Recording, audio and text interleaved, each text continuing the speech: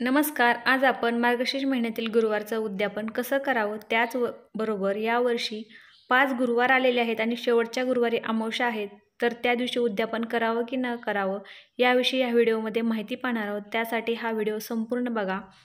तर आता उद्यापन कसं करायचं, तर त्या दिवशीसुद्धा आपल्याला नेहमीच्या गुरुवारप्रमाणे सकाळी लवकर उठायचं आहे. त्याचबरोबर ज्याप्रमाणे आपण पूजा मांडतो दरवेळेस, त्याच पद्धतीने आपल्याला पूजा देखील मांडायची आहे. आता पूजा कसे मांडायची याचा व्हिडिओसुद्धा मी यापूर्वी अपलोड केलेला आहे, तो तुम्ही पाहू शकता. त्यानंतर आपल्याला दिवसभर उपवास करायचा आहे. उपवासामध्ये आपण फलाहार घ्यायचा आहे.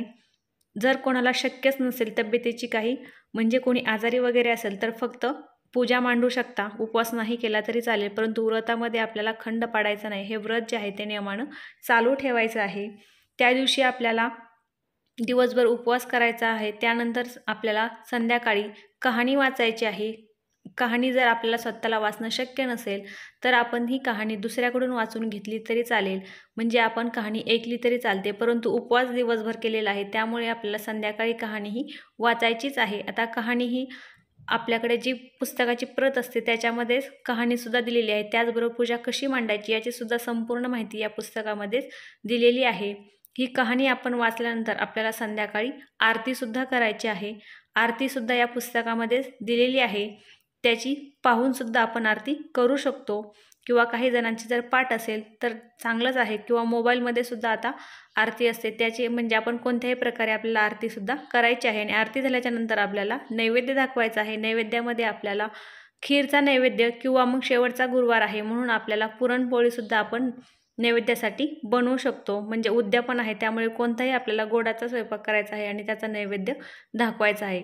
आता शेवटच्या दिवशी आपल्याला 7 किंवा 5 सुवासिनींना बोलवायचं आहे. सुवासिनी किंवा मग कुमारिका मुलींनासुद्धा बोलवू शकता. त्यांना हळदी कुंकू लावायचं आहे. त्यानंतर आपल्याला पुस्तकाची एक प्रत द्यायची आहे. त्याचबरोबर एक फळसुद्धा त्यांना द्यायचं आहे.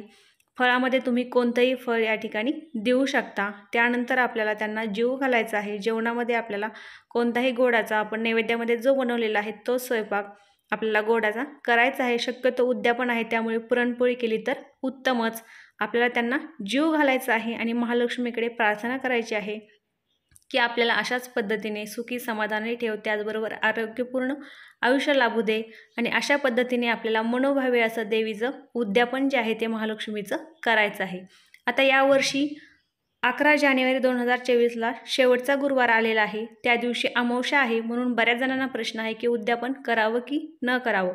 परंतु आपल्याला त्याच दिवशी उद्यापन करायचं आहे, कारण दिवाळीचं लक्ष्मीपूजन हे अमावस्येच्या दिवशीच असतं आणि आपण त्या दिवशी ते करतो. मग यावर्षी तर उलट योग समजावा आणि उद्यापन हे त्याच दिवशी आपल्याला शेवटच्या गुरुवारीच करायचं आहे. आणि तसंही अमावस्या जी आहे ती 5:30 वाजता संपणार आहे आणि आपण हे उद्यापन आहे ते दिवस मावळ्याच्या नंतर म्हणजे संध्याकाळच्या नंतर उपवाससुद्धा सोडतो आणि सर्व पूजासुद्धा संध्याकाळच्या नंतर करणार आहोत.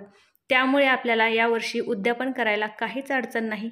कोणताही मनामध्ये प्रश्न न ठेवता आपल्याला 5व्याच गुरुवारी हे उद्यापन करायचं आहे.